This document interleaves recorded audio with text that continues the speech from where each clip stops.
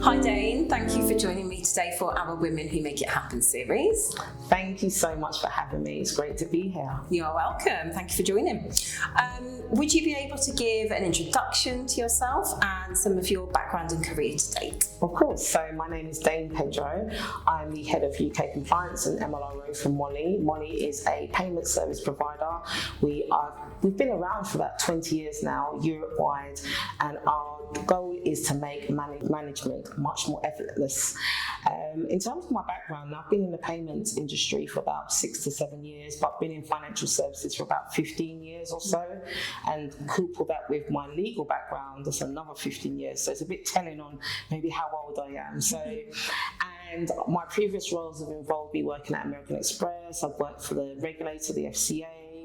I work for some smaller credit card providers, and in my spare time, if you want to call it, I'm a presiding justice at the magistrates court. That is a very interesting career, like certainly balancing that with your day-to-day. Yes. How do you find the time to do it, Dane? Do you know what? I love doing different things, and I love learning, and I love learning from people. I will let you into a secret, Michelle. I once wanted to be a lawyer. Like, I desperately wanted to be a lawyer, but life has a funny way of directing you down another path.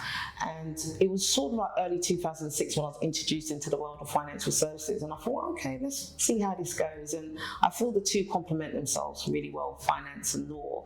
And so I've been doing that ever since. But as I said, being a magistrate, I really, really enjoy it, because there's so much that you bring to the financial services world, what I bring to my profession. And yeah, you make time for the things that are important to you. And I'm very passionate about giving back. And I also do mentoring as well. So yeah. Okay, there's quite a lot there to delve into. So yes.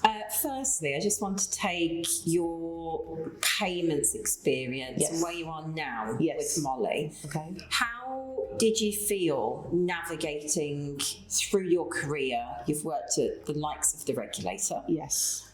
And American Express. Yes. So coming from the regulator into an end user, like how did you think the differences there have kind of helped you to shape your career? I think when I worked at the regulator at the time, it was really an eye-opener. So first of all, I'd worked at the Financial Ombudsman Service. And me being me, I was like, well, the two talk to each other. The two organisations talk to each other. I want to have the opportunity to understand how the regulator works. So when the opportunity came up, I went over there.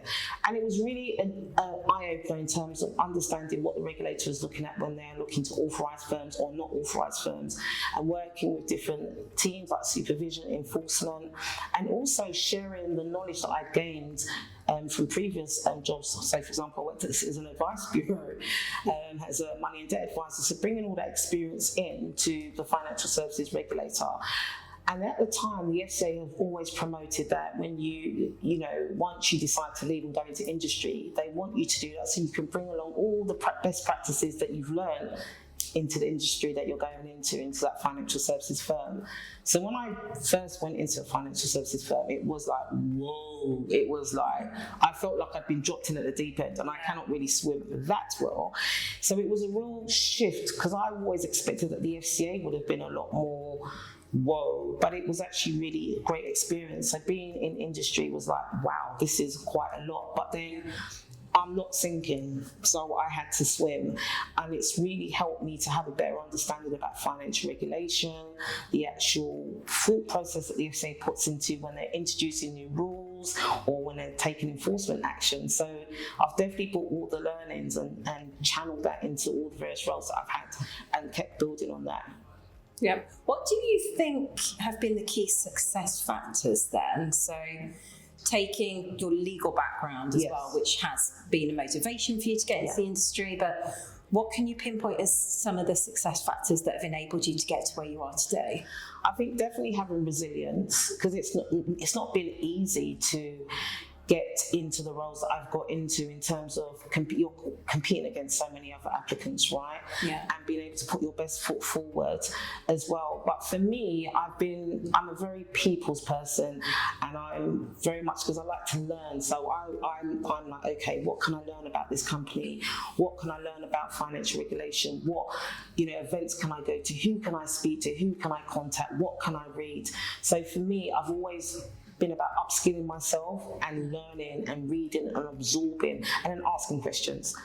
And so the fact that I am in compliance, I feel, is like a great role to be in, because as a compliance officer, I'm always asking questions of the business. So for me, it's been really being resilient and really believing in myself as well. Yeah. Even despite maybe disappointments where maybe I haven't got the job that I really believed was mine, but I'm a real believer that everything happens for a reason. So I've had some really great managers as well, which has really helped to enable me to do projects and work in areas that I never thought I would. And I've learned so much and been able to take everything that I've learned into the next job, and being very open to ways that I can improve in those areas of improvement, because I don't like to use the word weaknesses. So being very open to constructive feedback, and be willing to learn and be willing to make mistakes as well. Yeah, I think that's quite important. We'll certainly come on to that, I'm sure. You've mentioned about learning for yourself and having some great managers. Yes. And time and time again, we see that maybe a mentor or a role model has had a part in that. Yeah. Have you had such a person in your career to help guide you? Do you know what? Up until 2022, I'd never had a mentor. Would you believe it? Never had a mentor. And the reason I realised that, oddly, was I went to an event. It was a Women in Banking and Finance event. And they were doing an event about the power of being a mentor and being a mentee. And I was sitting in the room and I thought, Dane, you've never had a mentor, but good on you, you've done really well to get to the point that you've got to. And then at the same time, I've always mentored others in my roles. It's just been a natural thing for me to mentor colleagues and share my experiences. But then I thought, Dane, you've never had one yourself. So it's only in the last 3 years now where I've got mentors, and known that you don't just need to have one mentor, you can have multiple mentors. So yeah, up until literally 3 years ago, I had none. But I think I could say, in a sense, I've always had a mentor, which is my mum, who's a strong, resilient person. And I grew up in a single parent household, and I've really always strived to be the best that I can be. And she says, Dane, ask those questions. They know that you're good enough. So I've, definitely taken that and run with it. So both personally and professionally. Absolutely. Yeah, absolutely. That's really good. And how was that, from an inspirational, aspirational point of view, help to maybe shape certain opportunities you've gone for and taken, or not, if the case may be? I think over the years, sometimes people are telling you you're really good, but until you believe it yourself. Yeah.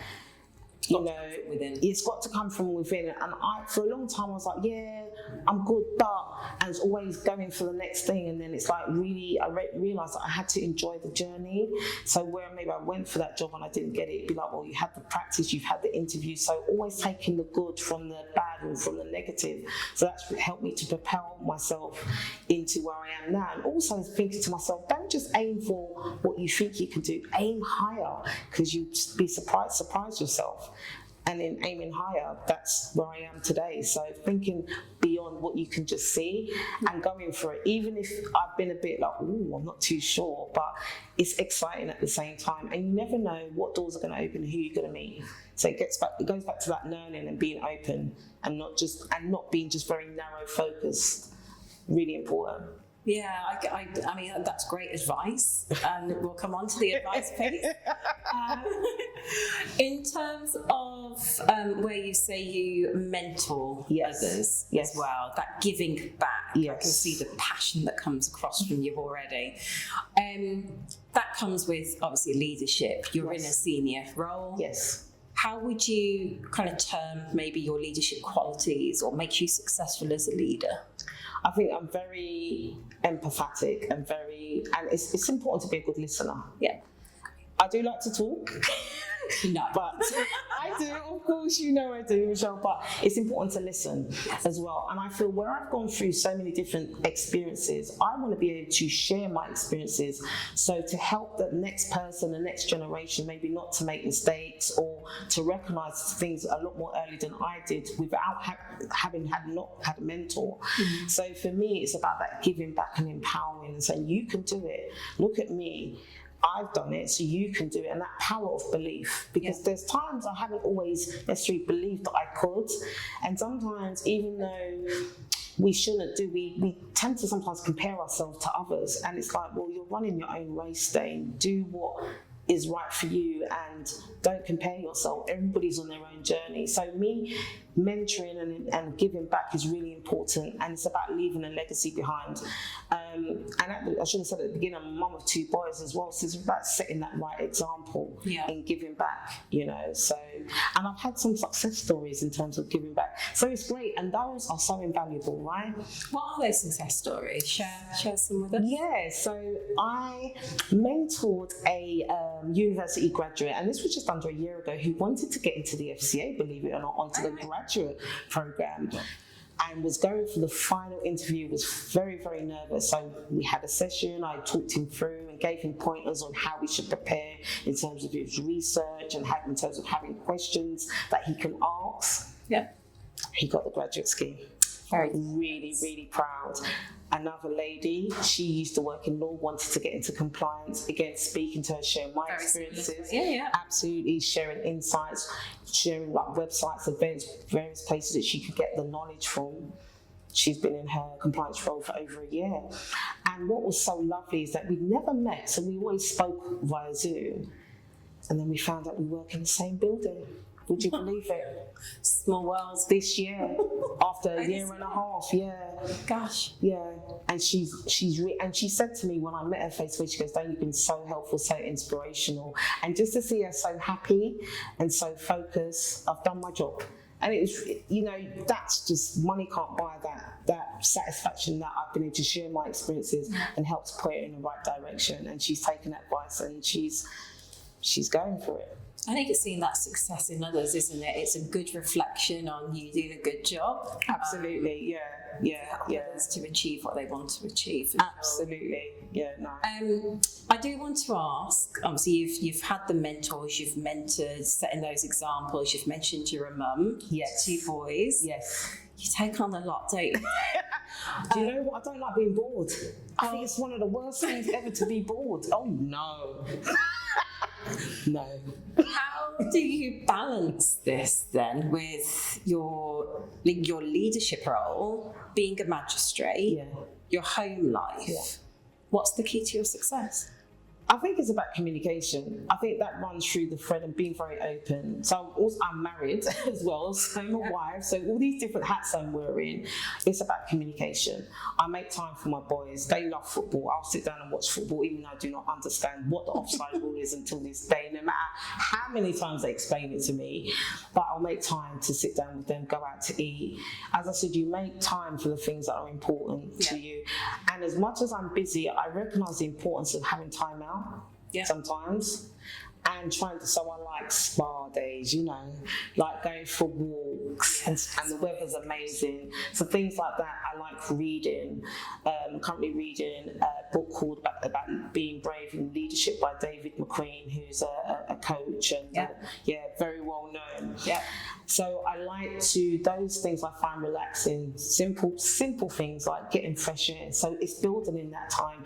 I find I have to schedule it in, because if I don't schedule it in terms of spending time, everybody's busy, right? So it's booking in that time. Those moments could be a lunch in the cafe. Yeah. You know, the boys love cat food. Who doesn't, right? It's something simple like that, or going to Nando's, building in time throughout the month just to chill and be mum as well. And I'm quite a fun mum, you know. So I can see that. So and being a wife as well. So date nights, you've got to book them in, you know, get him to pay, you know. So, but it's putting things in your diary. I always see is that we put meetings in our diary to meet our colleagues. Yeah. You have to do the same thing for your personal life, else you'll just it can easily get overlooked, right? So you've got to be, for me, one of my key things is about being intentional. Yeah. Yeah. I think that's really good, actually. I don't think we hear it enough about, I mean, I was taught by a business advisor as well, like a mentor, and he always used to say, do what you need to do for work, but set as a prerequisite and non-negotiable that time for you. Yeah. Whether it's reflecting on work commitments and like strategic thought, strategic mapping and planning, but equally the time for you. And I think that's what we sometimes forget. So absolutely, because I see if you're constantly pouring out to others, you need to set aside time to pour back into yourself, because that's, if you don't do that, you'll experience burnout, you'll get frustrated, you get irritated, you lose your concentration at work and things. So everything has a knock-on effect. You're snapping at loved ones and things like that. You're just like, oh, I'm just feel too tired. So you've got to be really intentional and not feel guilty about spending time. I love spending time with myself. I love people, but I love having that time with me.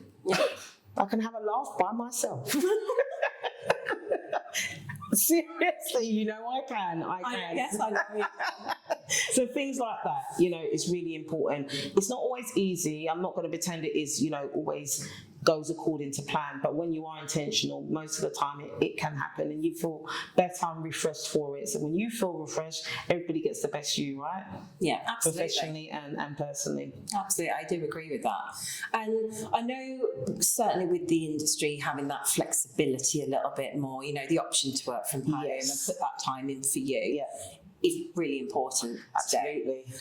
I am curious, like, what are the changes you've seen in the industry? How, you know, even the mentality around some of this has been adopted, and maybe what you've experienced in your career. Yeah. What would you say that you've seen or experienced firsthand, Dane?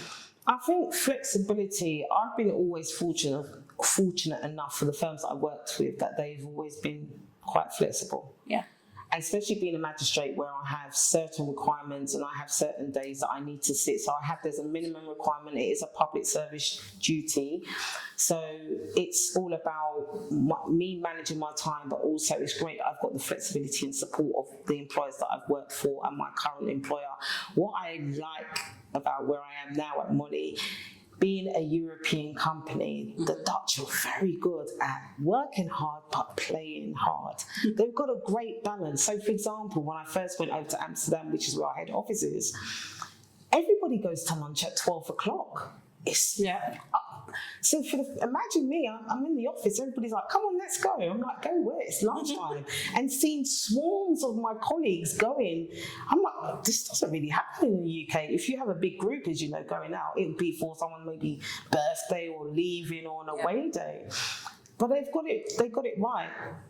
Have an hour out, have your lunch, get some fresh air, and then come back and work and be productive. So I've always tried to be flexible, even where I've maybe had employers that haven't been as flexible as I've needed, but there's been some, and just creating that time. And I think it's down to me to make sure that I'm managing my workload and building in time. So something like, for example, getting into the office early, but maybe getting off a bus stop earlier and taking your time to walk, collect your thoughts, have that flexibility. And if I'm working at home, like, what am I doing, or is there certain meetings that I need to be in person? So I'm always writing down, I'm always reviewing, checking my diary, where I need to be. So it's prioritising, being intentional with your time. So, and I've always seen that when you're able to work at home, that it's not a right, but it's a privilege. I know that COVID has made it that more employers are more accepting of working from home, but I recognise that not all employers are like that. So I always take that into account and do my work. So I don't want to feel guilty. I'm not that person just to be watching telly. Got to do the work. You got to do the work. You're trusted. I'm an adult to do the work, so that's what I'm going to do. But when I need to be in the office, I'm in the office. I think you'd always be doing a disservice to yourself, wouldn't Absolutely. you, if you didn't like hold yourself to account anyway. Absolutely. So, as well as flexibility, then, you know, touching on the purpose of why we do this, it's bringing, you know, a platform to celebrate women in leadership and successful ladies. Also looking at it from a DE&I perspective, because we have a duty of care to the client sometimes, where they will want to see more balanced exco. Yes. So what changes have you seen from perspective maybe around those DE&I processes and policies? I've definitely seen more effort being made to have more women in the organisation and at really senior levels. So whether that's like 50%, really high, the quota's really high. So there's been a real conscientious effort to get more women in. So that's been really positive as well. And I definitely believe that organisations still need to do that, but also women need to be confident enough to apply for those roles as well. Yes. This is the thing, because some women, they see the job spec, there's 10 points, they're like, I can do 8 out of 10, but no, I'm not going to apply. Yes. But the male, our colleagues, and we love you guys, they can do 1 out of 10 and they're like, yeah, I'm going for it. That confidence. It's the confidence that sets us apart from the men. So definitely firms are doing much better. I'm not saying they've got it 100% right, but they are at least they're trying. But we women need to get out there, put yourself out there, get a mentor if you feel like you're suffering from that imposter syndrome that we all go through. I've gone through it. I've gone through it, but there's a book called Feel the Fear and Do It Anyway. Just step out, because you never know, and also as well, be bold about what you want and where you want to work. When I was applying for this role, I was like, yeah, I want to work for Mollie. And I did everything I could. And I'm here now. I prepped like crazy. I even took executive coaching, interviewing. I'm great at interviews, but I went steps further. So do what you need to do and have that confidence. It can be nerve-wracking, but you never know. Yeah. And it's all about enjoying the journey as well. So get out there, women, get out there, get those leadership roles. We need to see you. We need to see you up there, and we need to change the minds of our male counterparts as well, and bring some more diversity into the boardroom. Yeah, I agree. And I know you've given some very good pieces of advice there, Dane, that hopefully others will take note of. Hopefully. Or come to Dane and just ask a question. Yeah, come to me. Yeah, absolutely. No, absolutely. I love mentoring, as you know, and empowering. So having a conversation, and sometimes all it takes is a conversation with another woman. Yeah. Sharing it. Well, apart from those words of advice, is there any final parting kind of word of wisdom, if it might be to your younger self or, a younger female coming through into the industry? I would say don't be hesitant. If there's something you want to do, try it, because you never know. I think sometimes we talk ourselves out of opportunities. I agree. So stop talking to yourself in that way and go for it. And believe in yourself, seriously, and you are more than capable. Absolutely more than capable. Put yourself out there and trust the process. And if you don't get it, remember it wasn't for you, but there's always lessons that you can take out of it. I remember when I was going for various interviews at the same time, as well as Mollie, and that question, so tell us about yourself, and tell us, walk us through your CV. I got that down to an art. When you're talking and you can hear yourself talking and you sound great, but that came from so much time practicing, having had so many interviews, that I got it down and refined it really well. So every lesson, every rejection or whatever, or disappointment, there's a lesson in it. Take from that the good and apply it to the next situation, and don't give up. Get yourself a mentor. Ask those questions. Have a great tribe. I spoke about that, last month in terms of building yourself. Have a great tribe around you. Attend events. Like, go to events by yourself. Network. I do. Yeah. I know it can be nerve-wracking, but go and network, because it just takes that one person. And be visible on LinkedIn. Very, very important. Visibility. No one's going to know about you if you just talk to your friends and family. You've got to put yourself out there. And that's what I would say to do. Some great advice, Dane. Thank you. I think there's a positive mindset around it all. Absolutely. Yeah. I have my moments, but I'm like, no, I'm not. It's all right to have a moment, but don't stay in a moment. Yeah. Especially when the moments are negative. Be like, oh, that was a bit annoying, but next time I'll get the next job, and really just own it. And then before you know it, you're the new person again, having to do all those trainings within a certain amount of time. So yeah, go for it, ladies. You got this. And if you want to change even industries, go for it. Yeah. Yeah. It's never too late. Never too late. Yeah, it's Brilliant never too word. late. Parting words. It's never too late. Thank you for sharing your experience and giving us an insight into you a bit more. So thank you for doing that. Thank you for having me. Sure. You're welcome. Thank you.